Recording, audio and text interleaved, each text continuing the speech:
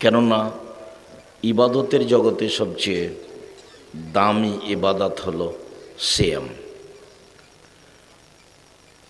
সিয়াম এমন একটি ইবাদত যার সমপর্যায়ের ইবাদত পৃথিবীতে নেই।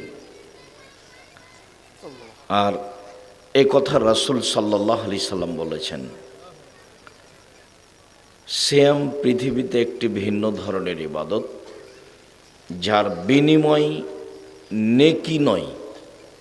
সিয়াম পালন করলে 2-4-500 নেকি পাওয়া যাবে, বিষয়টি এমন নয়।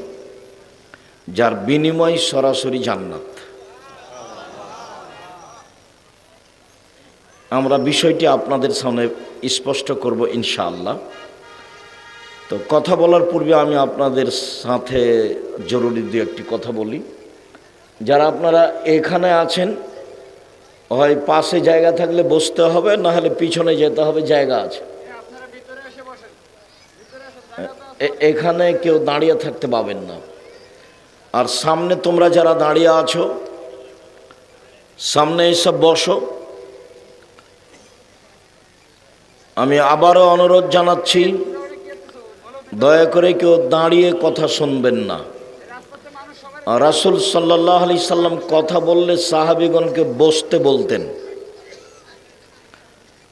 এই ছেলে, বসো। দেখছো দাঁড়িয়ে, বসো সামনে এসে। শরম করছো না কেন? আমি তো তোমাকে বসতে বলছি। যারা আপনারা মহিলা মানুষ, কথা কম বলেন, এটা তো আপনার বাড়ি নয়। সব প্রয়োজন এখানে মিটিয়ে নিয়েন না। এই মেয়ে, মুখ বন্ধ করো। শরম করো না কেন? আর একজন মহিলা যদি আপনার গায়ের উপর দিয়ে চলে যায়, তবুও মুখ খুলবেন না। আর এখন কোনো প্রয়োজন পূর্ণ করিয়েন না। দেবর, ভাসুর, ছেলে, মেয়ে, কারোর সাথে কথা বলতে হবে, সব থাক, সব বন্ধ। আব্দুল্লাহর বক্তব্য তো অতীব গুরুত্বপূর্ণ বক্তব্য হচ্ছিল। এখন এত ভারী বক্তব্য তো আমরা অনেকে দাম দিতে পারি না। ঈমান বিল গায়েব ছাড়া, আল্লাহকে না দেখে মেনে নেওয়া ছাড়া একটা ভালো পর্যায়ে সবাই মিলে পৌঁছে যাব, এটা সহজ সম্ভব নয়। যখন আল্লাহকে না দেখে মেনে নিব, মেনে নিয়েছি, যা হবে হবে। উহুদের যুদ্ধে পরাজয় হয়েছি। গর্তে আসহাবে উখদুদকে জ্বালিয়ে দেওয়া হয়েছে। যা হবে হবে। আল্লাহকে মেনে নিয়েছি, এভাবেই থাকব। তখন তাকে বলা হয় ঈমান বিল গায়েব। আর খ্রিস্টান আব্রাহাম লিঙ্কনের কাল্পনিক পদ্ধতির উপরে জীবিকা নির্বাহ করলে যা হওয়ার তাই হবে। মারামারি, দাঙ্গামা, হাঙ্গামা, হইচই, কোটি কোটি টাকা খরচ, যা বাস্তব দেখতে পাচ্ছি। সেইগুলো খুব বিস্তারিত আলোচনা হচ্ছিল। অবশ্যই বুঝেছি, আমল করার চেষ্টা করব ইনশাআল্লাহ। তোমরা যারা দায়িত্ব পালন করছো, এখানে মধ্যে এবং শেষে দাঁড়িয়ে থাকো। তোমরা 4-5 জন দায়িত্ব পালন করো, এখানে থাকবা, মধ্যে 2 জন থাকবা, এবারে শেষে থাকো। আর মহিলাদের এখানে যারা মেয়েরা আছো, তারা দায়িত্ব পালন করো, কেউ কথা বলবেন না দয়া করে। আপনাকে আবারও বলছি, আপনি একটু শরম করেন, একটু লজ্জাবোধ করেন, একটা ইতস্তবোধ করেন, একবারে মুখ বন্ধ রাখেন। আমি আপনার কিছু না কিছু উপকার করব ইনশাআল্লাহ। আমরা আলোচনার শুরু থেকে নিয়ে শেষ পর্যন্ত সিয়াম শব্দ ব্যবহার করব, রোজা নয়। রোজা কোরআনেও নেই, হাদিসেও নেই। সিয়াম কোরআনেও আছে, হাদিসেও আছে। নামাজ কোরআনেও নেই, হাদিসেও নেই। সলাত শব্দ কোরআনেও আছে, হাদিসেও আছে। দোজখ কোরআনেও নেই, হাদিসেও নেই। জাহান্নাম শব্দ কোরআনেও আছে, হাদিসেও আছে। বেহেশত কোরআনেও নেই, হাদিসেও নেই। জান্নাত শব্দ কোরআনেও আছে, হাদিসেও আছে। খোদা শব্দ কোরআনেও নেই, হাদিসেও নেই। আল্লাহ শব্দ কোরআনেও আছে, হাদিসেও আছে। তো এইগুলো শব্দ কোরআন হাদিসে থাকলো, তারপরে ওইগুলো চললো। কিভাবে চললো? আলেম ওলামার ক্ষমতার দাপটে চললো। যেমন এখন দাপটে সব কিছুই চলে। জুয়াচোর, দাগাবাজ, ধোঁকাবাজ, চাঁদাবাজ সমাজে ক্ষমতা দেখিয়ে চলে। অথচ দিনরাত বলছি ক্ষমতা জুলুম করে দেখায়ও না, সময় ৪৫ মিনিট। জুলুম করে ক্ষমতা দেখাও যদি, দলীয় দাপট দেখিয়ে মানুষকে জেল হাজতে দাও, মানুষকে মারো, হত্যা করো, তাহলে সময় খুব কম। ফেরাউনের তার চেয়ে কম, ২-৩ মিনিট। এই যে ডুবলো, এই ডুবলো, ডুবলো, নেই। আর আদ সামুদ তার চেয়ে কম, ৩০ সেকেন্ড। আদ সামুদ, বিদ্যুৎ নাই। যাদের যত জুলুম বেশি হবে, তার ধ্বংস তত অল্প সময়ে হবে। আল্লাহর সামনে টিকা যাবে না, দুনিয়াতেই। জুলুম করে যে মানুষ টিকতে পারে না, খুলনার অঘোষিত সম্রাট ইরশাদ শিকদার তার প্রমাণ। দাম্ভিক সরকার প্রেসিডেন্ট সাদ্দাম তার প্রমাণ।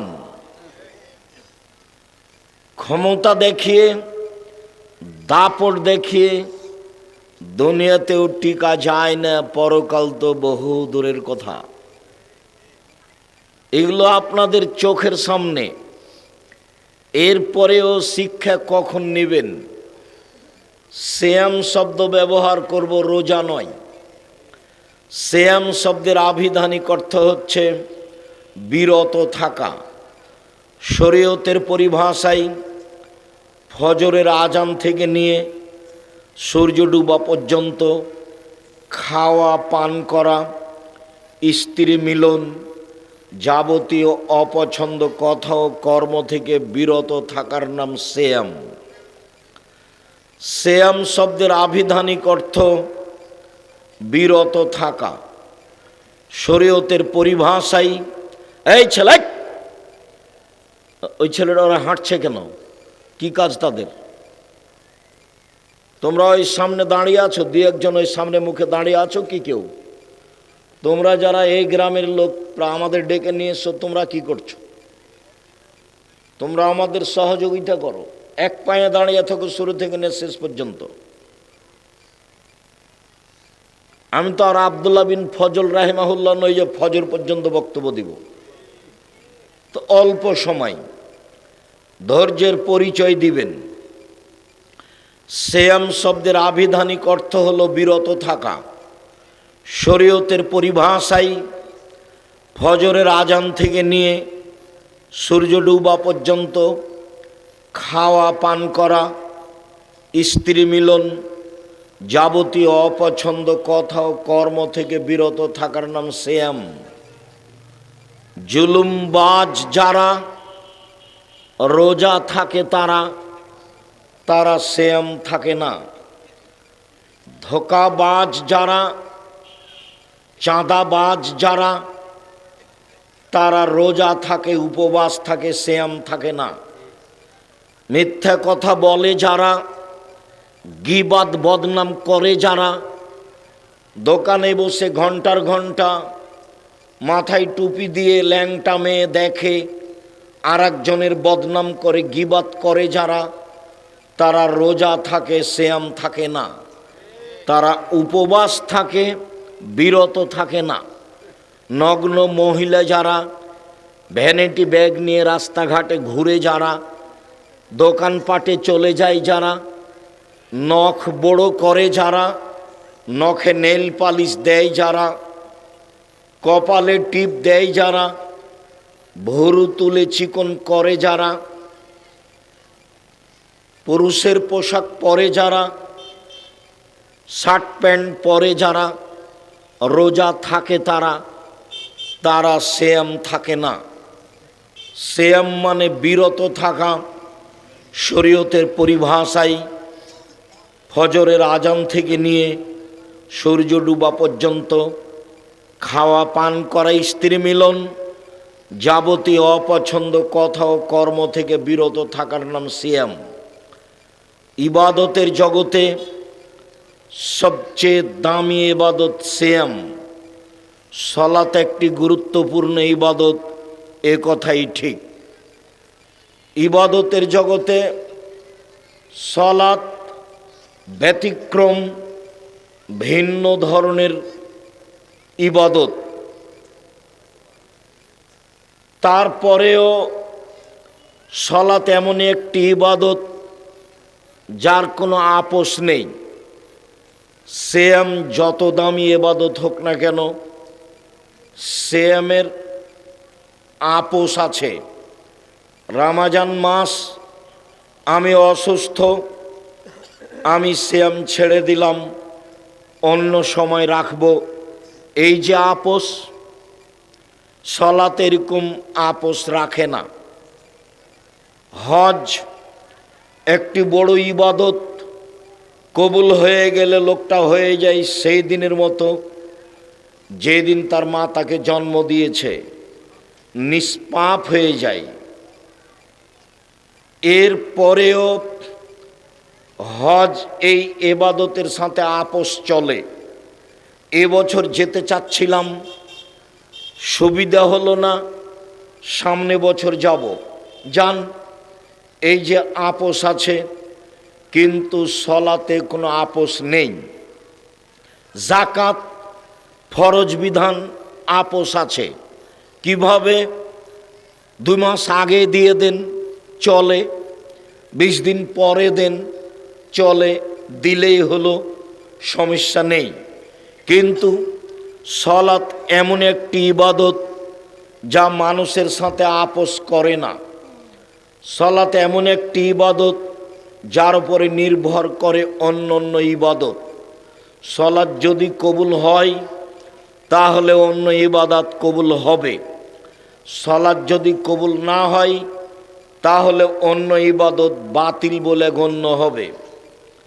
সালাত এমন একটি ইবাদত যে কোনো সময়ে, যে কোনো স্থানে, যে কোনো অবস্থায় আদায় করতেই হবে। অজু করে সালাত আদায় করতে হয়, পানি নেই, তায়াম্মুম করে সালাত আদায় করতে হবে। মাটি নেই, অজু ছাড়া, তায়াম্মুম ছাড়া এমনিতেই সালাত আদায় করতে হবে। কেবলামুখী হয়ে সালাত আদায় করতে হয়, কেবলা বোঝা যায় না, কেবলা ছাড়াই সালাত আদায় করতে হবে। দাঁড়িয়ে সালাত আদায় করতে হয়, দাঁড়িয়ে থাকা যায় না, বসে থেকে সালাত আদায় করতে হবে। বসে থাকা যায় না, শুয়ে থেকে সালাত আদায় করতে হবে, করতেই হবে। পরিষ্কার কাপড় পরে সালাত আদায় করতে হয়, পরিষ্কার কাপড় নেই, যেই কাপড়ে পেশাব পায়খানা লেগে আছে সেই কাপড় পরেই সালাত আদায় করতে হবে। পরিষ্কার ও অপরিষ্কার কোনো কাপড়ই নেই। আপনি উলঙ্গ হয়ে আছেন, মহিলা পুরুষ, সালাতের টাইম হয়ে গেছে, উলঙ্গ অবস্থাতেই সালাত আদায় করতে হবে, করতেই হবে। পৃথিবীর এক ব্যতিক্রম ইবাদত সালাত। এ কারণেই ইমাম আহমদ ইবনে হাম্বল রাহিমাহুল্লাহ বলেছেন, কেউ যদি,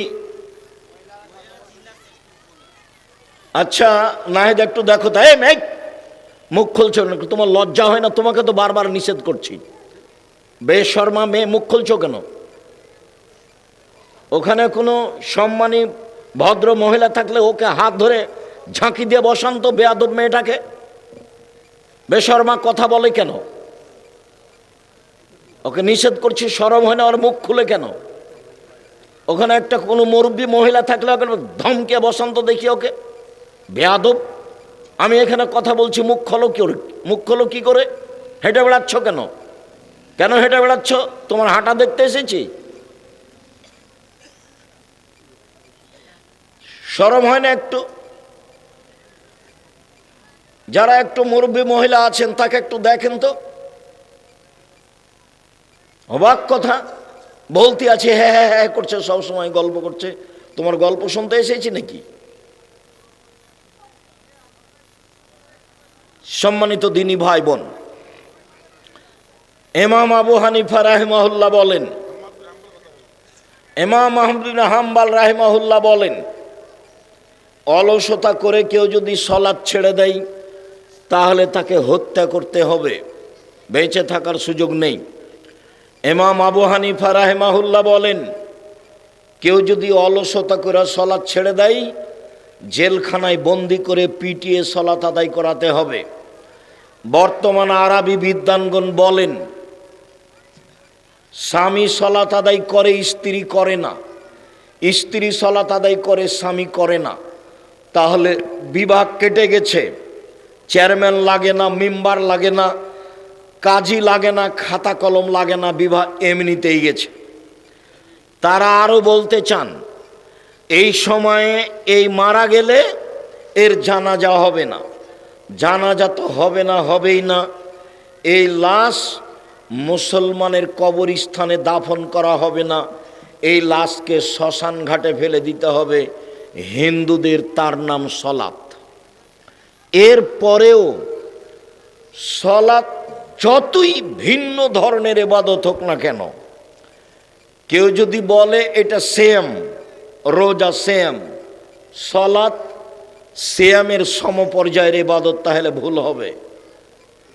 সিয়াম এমন একটি ইবাদত যার সমপর্যায়ের ইবাদত পৃথিবীতে নেই। এটার নাম সিয়াম, রোজা। সলাত সিয়ামের সমপর্যায়ের ইবাদত জিনা। হজ সিয়ামের সমপর্যায়ের ইবাদত জিনা। সিয়ামের সমপর্যায়ের ইবাদত পৃথিবীতে নেই। তাসবিহ তাহলিল জিকির আজকার সিয়ামের সমপর্যায়ের ইবাদত জিনা। রাসূল সাল্লাল্লাহু আলাইহি সাল্লাম না করে দিয়েছেন, সিয়ামের সমপর্যায়ের ইবাদত পৃথিবীতে নেই। সিয়াম পালন করে নেকি পাওয়া যায় না, জান্নাত পাওয়া যায়। ধারাবাহিকভাবে বললে আপনি স্পষ্ট বুঝতে পারবেন। চলেন দেখি। সম্মানিত দিনী বোন, আবার আপনাকে একটু বলি, মুখটা বন্ধ রাখেন। যারা মুরব্বী মহিলা তারা একটু চেষ্টা করেন, মুখ খুললেই আপনি তাকে আর মুখে বলবেন না, তাকে একটু ইশারা করে সতর্ক করবেন।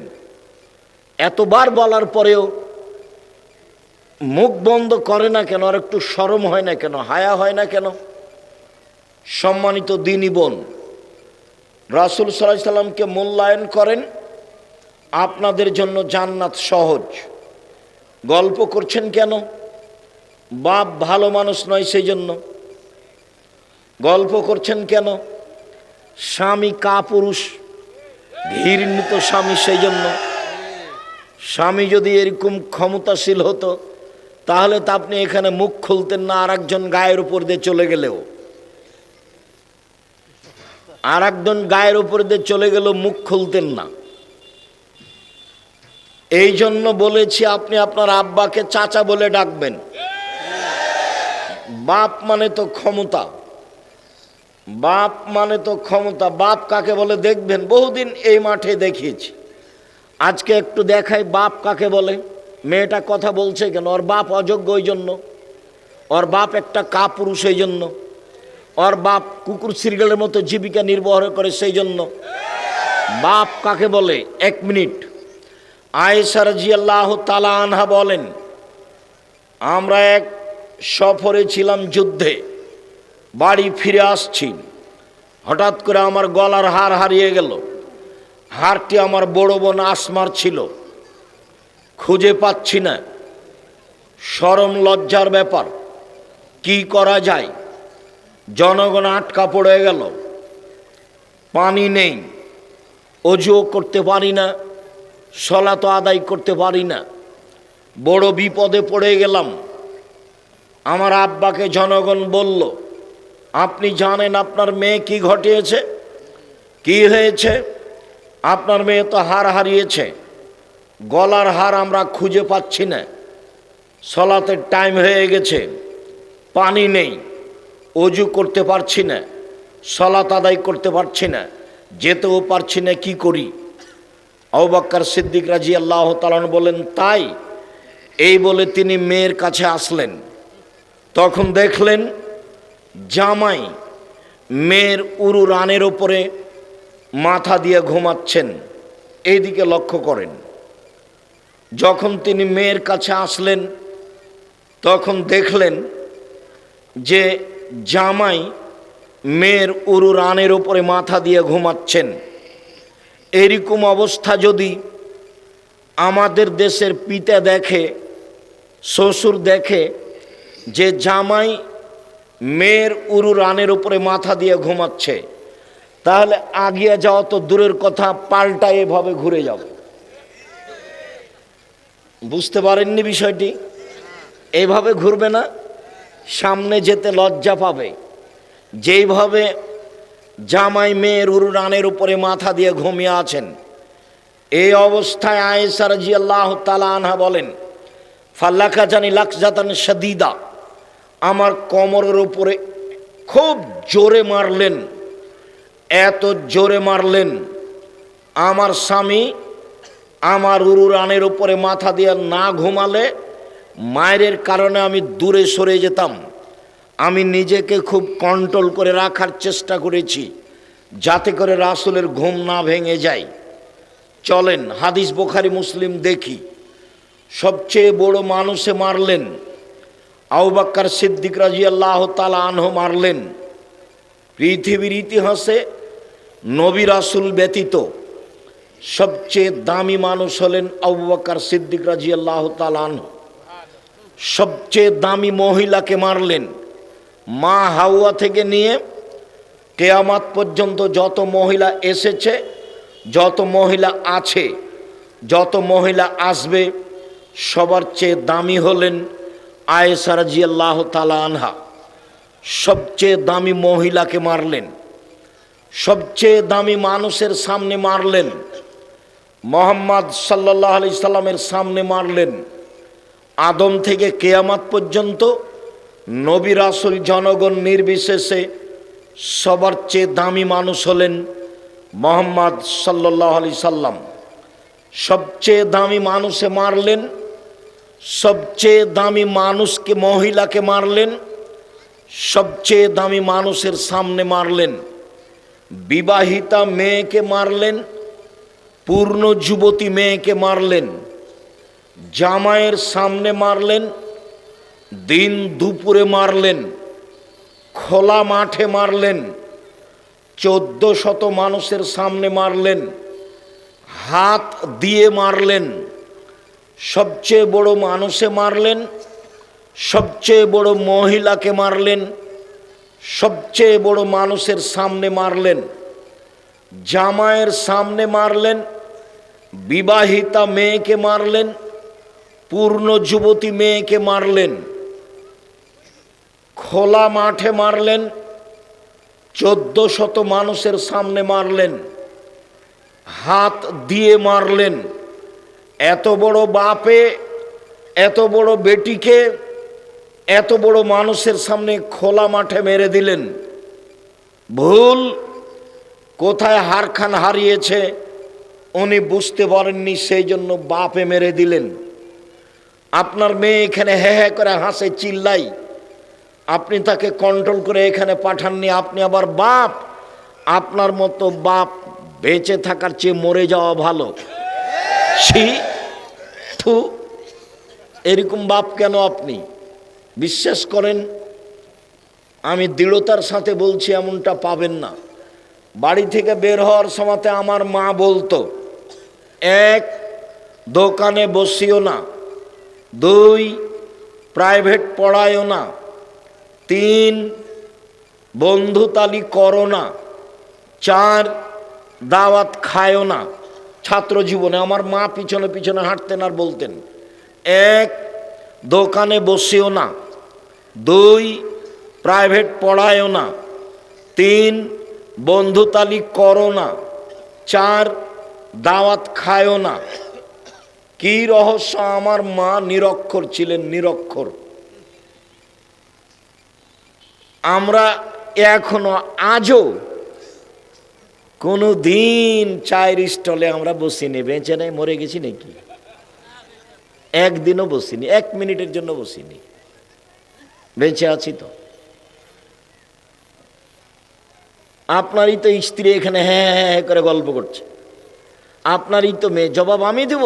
কা পুরুষের মতো আপনি দেবেন, জবাব আমি দেব কেন?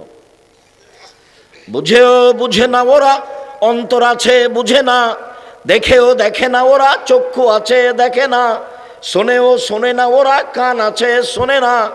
উলায়েকা কালা নাম, তারা পশু প্রাণীর মতো, তারা গরু ছাগলের মতো, তারা কুকুর শ্রীগলের মতো, বালু মাজাল বরং তার চেয়ে খারাপ। আপনার জীবন তো কুকুর শ্রীগলের চেয়ে খারাপ। কষ্ট লাগে? কষ্ট লাগবে কেন? ওটা কি হিন্দুর মেয়ে? ওটা কি কোনো খ্রিস্টানের মেয়ে? ওই যে হ্যাঁ হ্যাঁ করে গল্প করছে, ওটা তো আপনারই মেয়ে। কেন এখানে নিয়ে এসেছেন? নিষেধ করেননি যে আব্দুর রাজ্জাক সাহেব আসছেন, যেতে হবে না? সেটা আপনাকে দেখতে হবে। সম্মানিত দিনী ভাই বোন, আপনাকে বিষয়টি বাড়িতে কন্ট্রোল করতে চেষ্টা করতে হবে। আপনি যে বাপ, এটার আপনাকে পরিচয় দিতে হবে। 10টা হাদিস আছে, এক সিরিয়াল 10টা। ছেলে মেয়েকে প্রয়োজনে পিটিয়ে ঠিক করতে হবে, তার মধ্যে বোখারি মুসলিম, এই যে এখনই বললাম, প্রয়োজনে পিটিয়ে। মেয়ে যদি 10 ছেলের মা হয়ে যায় তবু বাপ তাকে পিটাতে পারে। এই যে বোখারি মুসলিমের হাদিস। সম্মানিত দিনী ভাই বোন, বলছিলাম এক খেয়ালে চেয়ে থাকবেন।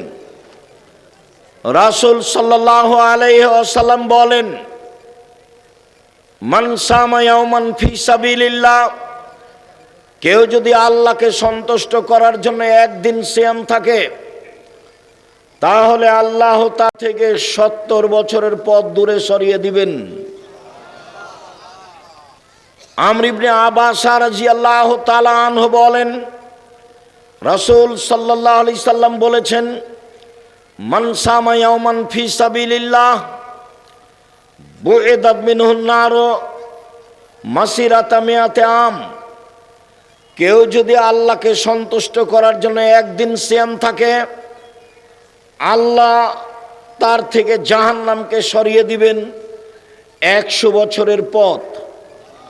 উমামা বাহিলি রাদিয়াল্লাহু তাআলা আনহু বলেন, রাসূল সাল্লাল্লাহু আলাইহি সাল্লাম বলেছেন, মান সামা ইয়াওমান ফি সাবিলিল্লাহ, কেউ যদি আল্লাহকে সন্তুষ্ট করার জন্য একদিন সিয়াম থাকে, জালাল্লাহু বাইনাহু ওয়া বাইনান নারে খান্দাক কামা বাইনাস সামাই ওয়াল আরজ, তাহলে তার মাঝে আর জাহান্নামের মাঝে একটি গর্ত খনন করা হবে, যে গর্তের ব্যবধান হলো আকাশ জমিনের ব্যবধান 500 বছরের পথ।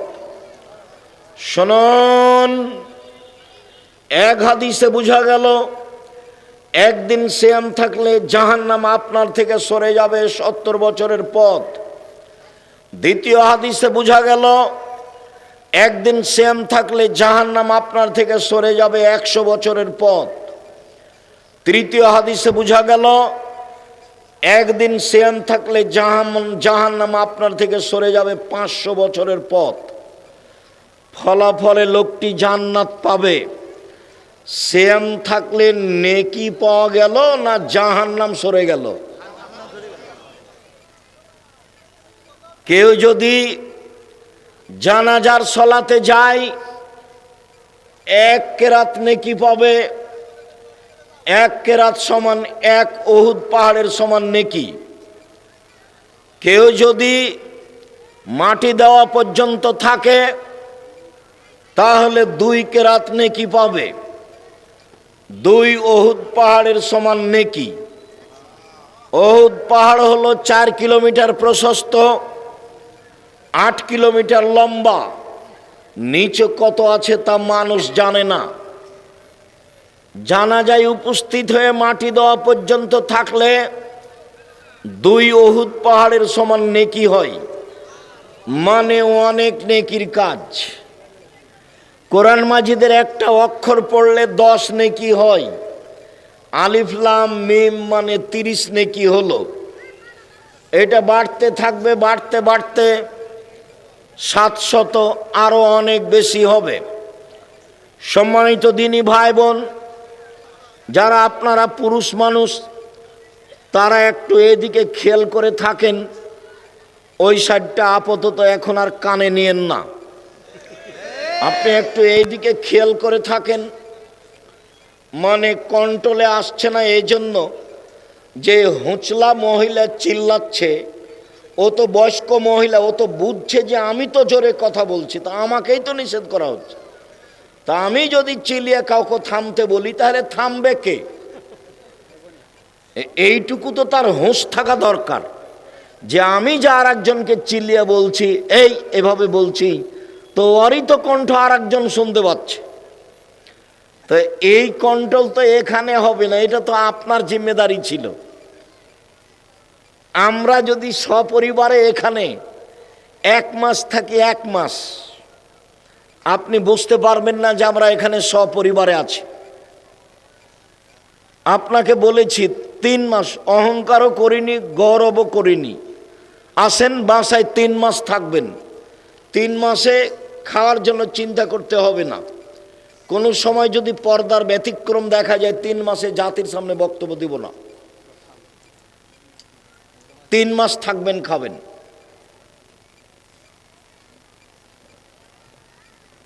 কন্ট্রোল তো আপনার হাতে। ওকে এখানে আপনি কন্ট্রোল কি দিয়ে করবেন? কন্ট্রোল তো এখন আপনাকে বাড়িতে গিয়ে করতে হবে, বা বাড়িতে গিয়ে পিটিয়ে দিতে হবে। এই যে দেখলেন বুখারী মুসলিমের হাদিস, বাপ যদি আবু বকর সিদ্দিক যদি আয়েশাকে পিটিয়ে দিতে পারে, তো আপনার মেয়ে তো একটা বেয়াদব, তাকে পিটিয়ে দেওয়া তো একটা স্বাভাবিক ব্যাপার। পিটিয়ে না দিলে আপনি কাপুরুষ, আপনি একজন অযোগ্য বাপ।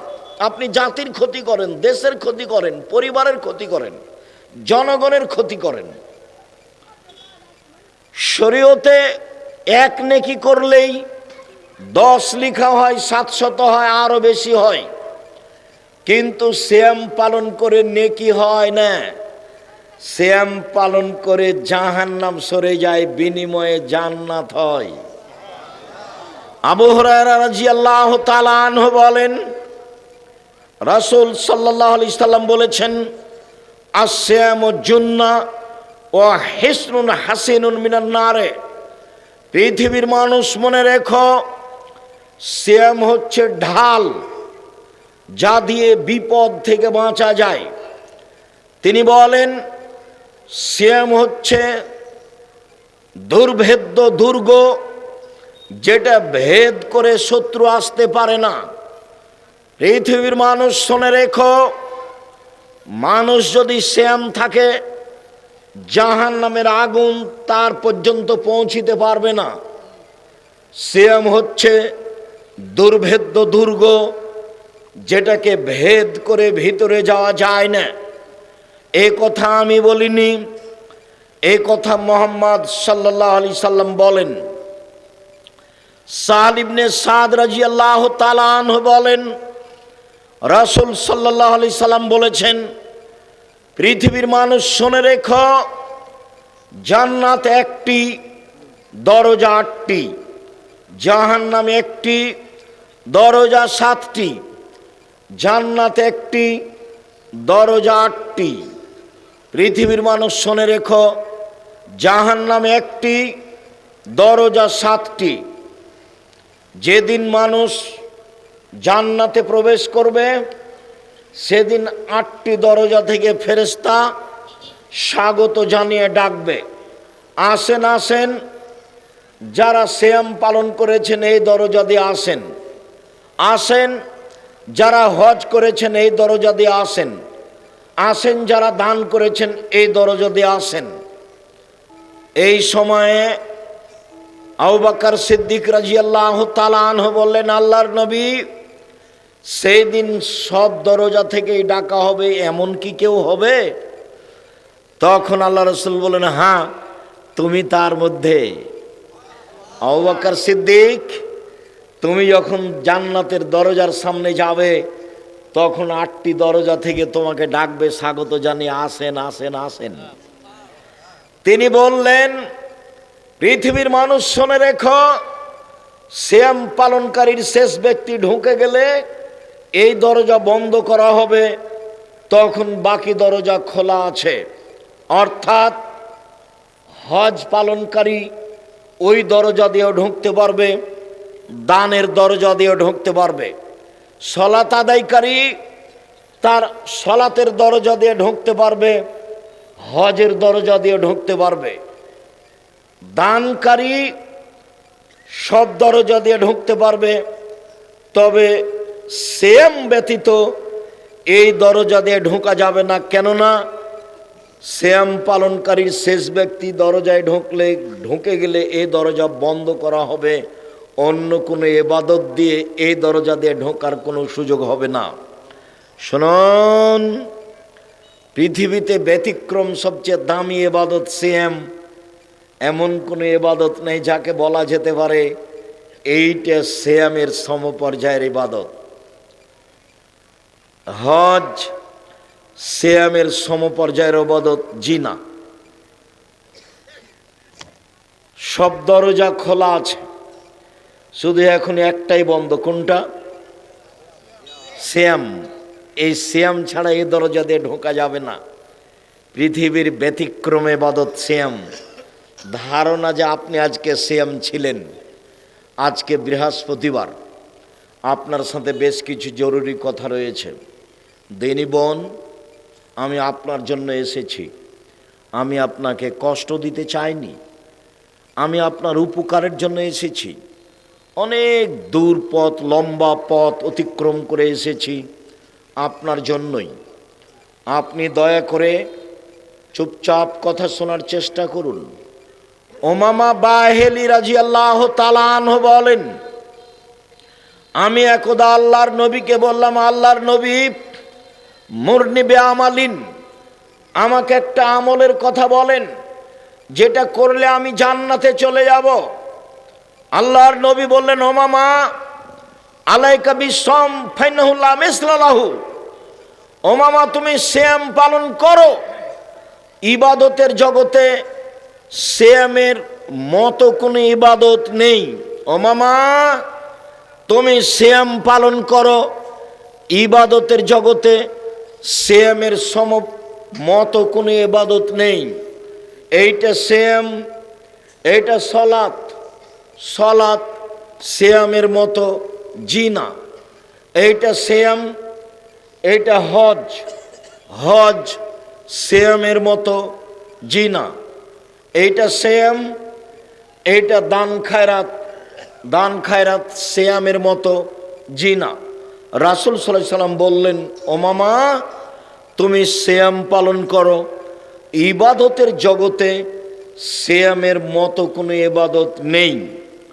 উমামা বাহিলি রাদিয়াল্লাহু তাআলা আনহু বলেন, আমি বললাম, আল্লাহর নবী, মুরনি বিআমালিন, আমাকে একটা আমলের কথা বলেন যে আমলে আমি জান্নাতে চলে যাব। আল্লাহর নবী বললেন, উমামা, আলাইকা বিসম, তুমি সিয়াম পালন করো। ফাইনাহু লা ইদলা লাহু, সিয়াম এমন একটি ইবাদত যার সমপর্যায়ের ইবাদত পৃথিবীতে নেই। উমামা, তুমি সিয়াম পালন করো।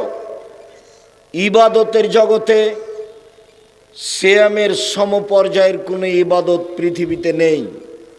তাহাজ্জুদ, ফরজ সালাতের পরে সবচেয়ে গুরুত্বপূর্ণ ইবাদত। তাহাজ্জুদ পড়ে নবীর সাথে জান্নাতে থাকা যায়। দুইটা মেয়ের লালন পালন করলে নবীর সাথে এইভাবে একসাথে জান্নাতে থাকা যায়। এরপরেও মেয়ের লালন পালন ইবাদত সিয়ামের সমপর্যায়ের ইবাদত নয়। সত্যবাদী বিশ্বস্ত ব্যবসায়ীরা নবীদের সাথে জান্নাতে থাকবেন, ইব্রাহিম আলাইহিস সালামের সাথে থাকবেন, দাউদ ঈসা মুসার সাথে থাকবেন। সত্যবাদী ব্যবসায়ী সবচেয়ে ভালো মানুষের অন্তর্ভুক্ত। সত্যবাদী ব্যবসায়ী হলেও তার এই ইবাদত সিয়ামের সমপর্যায়ের হবে না। ও মামা, তুমি সিয়াম পালন করো, ইবাদতের জগতে সিয়ামের সমপর্যায়ের কোনো ইবাদত নেই। আব্দুল্লাহ ইবনে উমর রাদিয়াল্লাহু তাআলা আনহু বলেন, রাসূল সাল্লাল্লাহু আলাইহি সাল্লাম বললেন, পৃথিবীর মানুষ শুনে রেখো, আল কোরআন ওয়াস সিয়াম ইয়াশফানি লিল আবদি ইয়াউমাল কিয়ামা। বিচারের মাঠে কোরআন এবং সিয়াম মানুষের পক্ষে কথা বলবে। মনে রাখা ভালো হবে, দুর্দিনে কঠিন। এই ছেলে, এতগুলো ছেলে কি তোমরা পাহারা দিচ্ছ? তার মানে এখানে যে ছেলেটা ছিল এ কোথায় গেল? তোমরা এদেরকে নিয়ে যাও, পিছনে বসতে দাও, আর তুমি একাই থাকো এখানে। এইখানে লোকগুলো কে? দেখাশোনার লোক কে এই জায়গায়?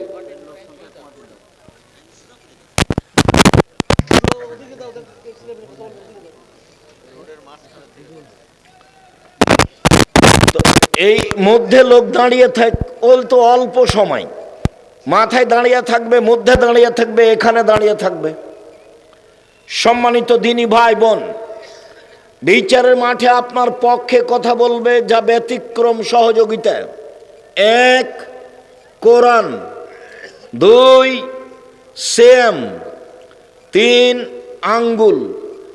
যে আঙ্গুলে তাসবিহ গণনা করবেন, ডান হাতের আঙ্গুলে তাসবিহ গণনা করবেন, ভুলেও কখনো তাসবিহ দানায় তাসবিহ গণনা করবেন না। তাসবিহ দানায় তাসবিহ গণনা করা বিদআত। তাসবিহ 1000 দানার হোক আর 500 দানার হোক, তাতে আসে যায় না। মেশিনে তাসবিহ টিপবেন না, মেশিন তাসবিহ টিপছে, কি যে বলছে আল্লাহই ভালো জানে। আঙ্গুল বিচারের মাঠে কথা বলবে। মুরব্বী বলছেন, আব্দুর রাজাক শোনো, আমার বয়স 70-80 বছর, আঙ্গুলে তাসবিহ গণনা করলে ভুল হয়, এই জন্য তাসবিহ দানায় তাসবিহ গণনা করি। শোনেন, মরা পর্যন্ত একদিনও যদি ঠিক না হয় তবুও নেকি পাবেন। কেন? এটাই পদ্ধতি রাসূলের, এটাই পদ্ধতি। একদিনও যদি ঠিক না হয়, প্রতিবারই যদি ভুল হয় তবুও নেকি হবে। এটাই রাসূলের পদ্ধতি। তাসবিহ দানা রাসূলের পদ্ধতি নয়। হজ যদি কবুল হয়, তাহলে কালো পাথর আপনার পক্ষে কথা বলবে বিচারের মাঠে, হাজরে আসওয়াদ। শুনুন, মানুষের জীবনে 4টে জরুরি কাজ। 1, 5 ওয়াক্ত সালাত। 2, হালাল রুজি। 3, কোরআন তেলাওয়াত। 4, আড্ডা পিটা হারাম, চিরদিনের জন্য আড্ডা পিটা হারাম। দোকানে বসে ঘন্টার ঘন্টা গল্প করা, মানুষের বদনাম গীবাত করা, এই আড্ডা পিটা চিরদিনের জন্য হারাম। বড় লম্বা মোবাইলে ল্যাংটা বেটি ছেলে দেখে ঘন্টার ঘন্টা রাত অতিবাহিত করা, এই আড্ডা পিটা চিরদিনের জন্য হারাম। 4টা জিনিস বাস্তবায়ন করার চেষ্টা করেন, জান্নাত হবে ইনশাআল্লাহ। দোকানে যাওয়ার পদ্ধতি আমি শতদিন বলেছি। দোকানের সামনে গিয়ে বলবেন, আসসালামু আলাইকুম, আহমদ লবণ আছে? জি আছে, 1 কেজি লবণ দাও। কাঁচামরিচ আছে? জি আছে, 200 কাঁচামরিচ দাও। দেওয়া হয়েছে, টাকা পরিশোধ হয়েছে, আসসালামু আলাইকুম। এর চেয়ে বেশি দোকানে বসে থাকবেন না। দোকানে বসে থাকেন, মাথায় টুপি আছে, শরম হয় না কেন? হায়া হয় না কেন? লজ্জা হয় না কেন? এ তো ইতর শ্রেণীর মানুষ, এ তো নিম্ন শ্রেণীর মানুষ, এরাই তো পশু প্রাণী। বুঝেও বুঝে না ওরা, অন্তর আছে বুঝে না, দেখেও দেখে না ওরা, চক্ষু আছে দেখে না, শোনেও শোনে না ওরা, কান আছে শোনে না। উলায়েকা কালানাম, তারা পশু প্রাণীর মতো, তারা গরু ছাগলের মতো, তারা কুকুর শ্রেণীর মতো, ভালো মজাল বরং তার চেয়ে খারাপ। দোকানে বসে যারা মানুষের বদনাম গিবাত করে, মানুষের পিছনে লেগে থাকে ল্যাংটা বেটি ছেলে দেখে, এরা পশু প্রাণী কুকুর শ্রীগালের চেয়ে খারাপ। আমি এ কথা বলিনি, এ কথা আল্লাহ বলেছেন। 90 সাল থেকে বলছি, 36 বছর চলছে, কথার 19-20 হয়নি, এইভাবেই বলছি। এই ছেলে, তোমার বাপকে যদি আমি কুকুর শ্রীগালের চেয়ে বেশি খারাপ প্রমাণ করতে না পারি, আমি বক্তব্য দেব না। যৌতুক নিয়েছো কেন? তোমার বাপ জানে না? শ্বশুরের কাছে টাকা নিয়েছো কেন? দোকানে বসে আড্ডা পিটো কেন? আর একজনের পিছনে ছুটে বেড়াও কেন? অমুকের চরিত্র ফুলের মতো পবিত্র। কি দিয়ে তুমি জানলা? দিন রাত তার প্রশংসা করো, তাহাজ্জুদ পড়ে, লম্বা হাতের ব্লাউজ পরে, সকালে কোরআন তেলাওয়াত করে, তোমার শরম হয় না কেন? অত তোমার প্রশংসা কেন? জুলুম করে, মানুষের প্রতি অন্যায় অবিচার করে, মানুষকে হত্যা করে, গুম করে, মানুষকে দিন দুপুরে মেরে ফেলে তাহাজ্জুদ দেখো বেটা, তোমার শরম হয় না? তোমার হায়া হয় না? তোমার লজ্জা হয় না? দিন মজুরি করে খাও, উপার্জনের পথ 4টা। 1, দিন মজুরি করে খাবা, কিষান কামলা দিয়ে খাবা, এখানে আসতে হবে না। 2, চাকরি করে খাবা, 500 টাকা বেতন হোক, তাতে আসে যায় না। 3, জমি চাষ করে খাবা, এগুলো উপার্জনের পথ। 4, ব্যবসা করে খাবা, চকলেটের হোক, না হয় বাদামের হোক, না হয় চিংড়ি মাছের হোক, যেটাই হোক না কেন ব্যবসা করে খাও। এই 4টা পথে পয়সা উপার্জন করো। এখানে কেন এসেছ? ভিক্ষে করে খাও বেটা। মানুষের ভাবে প্রশংসা করো কি করে?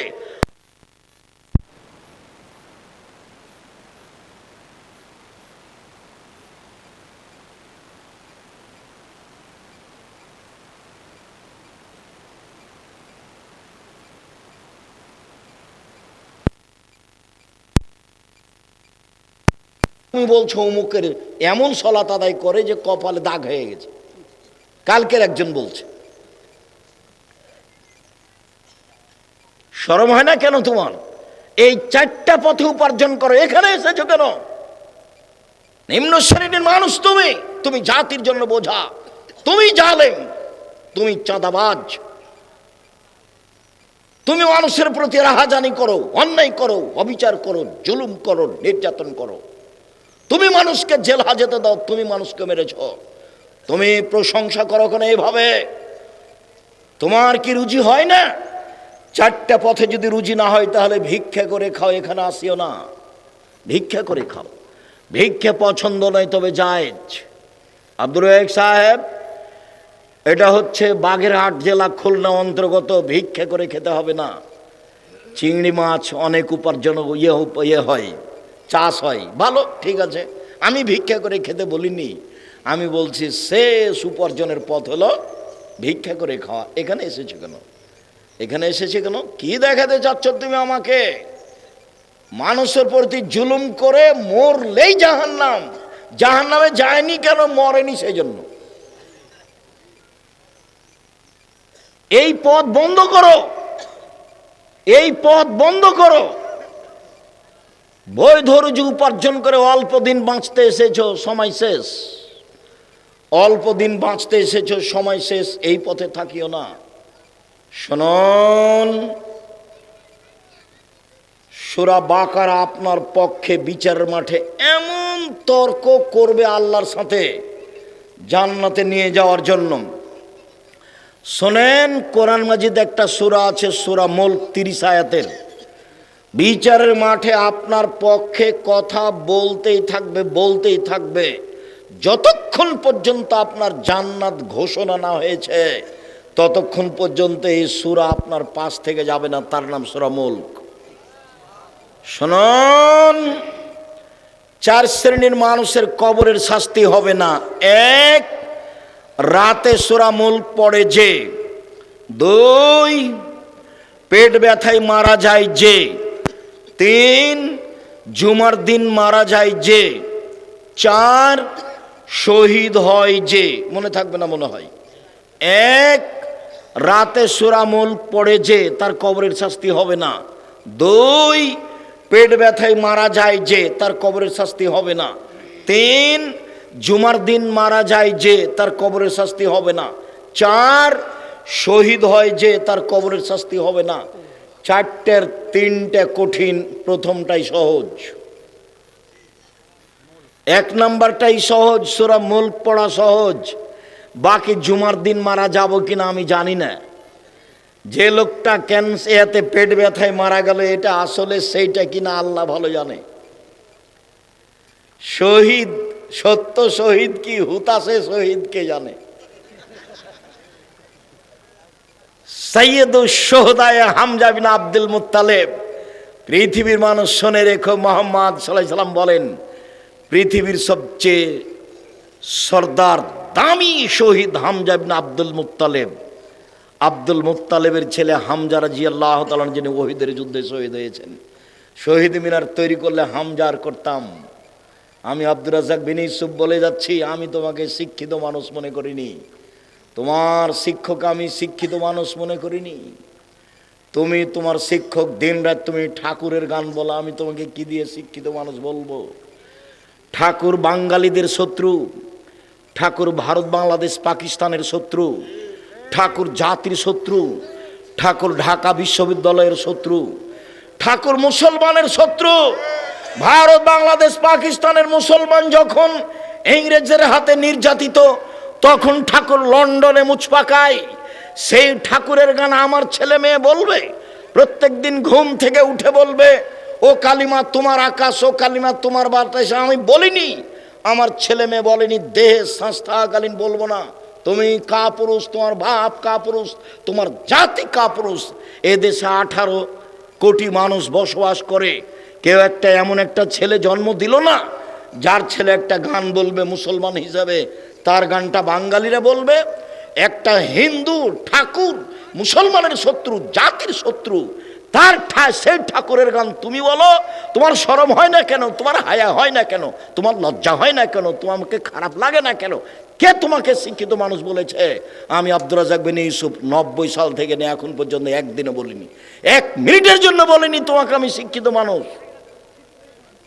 আমি যদি তোমাকে মূর্খ প্রমাণ করতে না পারি, আমি জাতির সামনে বক্তব্য দেব না।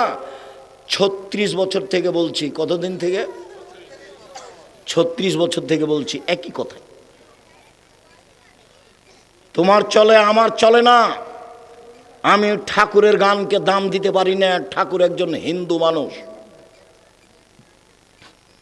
তার কালিমায়ের আকাশ হতে পারে, আমার আকাশ কালিমায়ের নয়। তার জমিন কালিমায়ের হতে পারে, আমার জমিন কালিমায়ের নয়।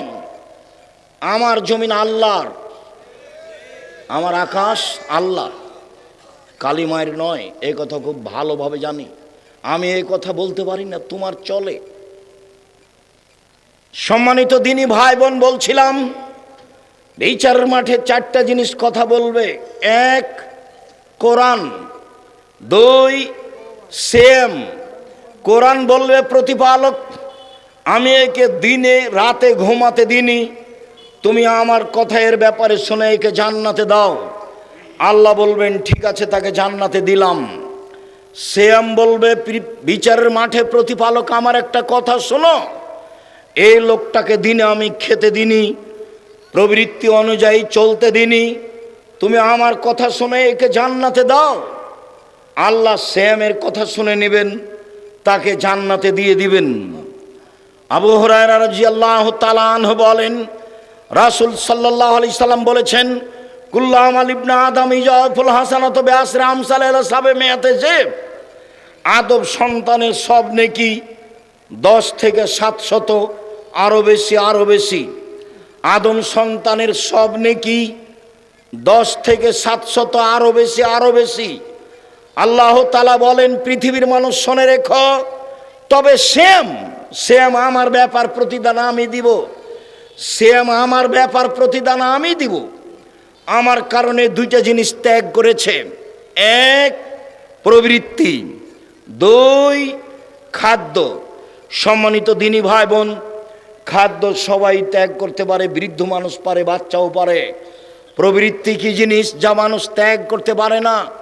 আল্লাহ বলছেন আমি নিজ হাতে প্রতিদান দিব। এই জন্য যে প্রবৃত্তি কেউ মানেনি। প্রবৃত্তি কি জিনিস? ঘুম থেকে উঠে মনটা চাচ্ছে দাড়ি চেঁচে বাড়ির বাইরে যায়, এর নাম প্রবৃত্তি। মনটা চাচ্ছে প্যান্টটা টাকনুর নিচে থাক, এর নাম প্রবৃত্তি। মনটা চাচ্ছে দোকানে বসে 5 জন মিলে অমুকের বদনাম করি, তার নাম প্রবৃত্তি। মনটা চাচ্ছে মিথ্যা কথা বলে তাকে পরাজয় করব, তার নাম প্রবৃত্তি।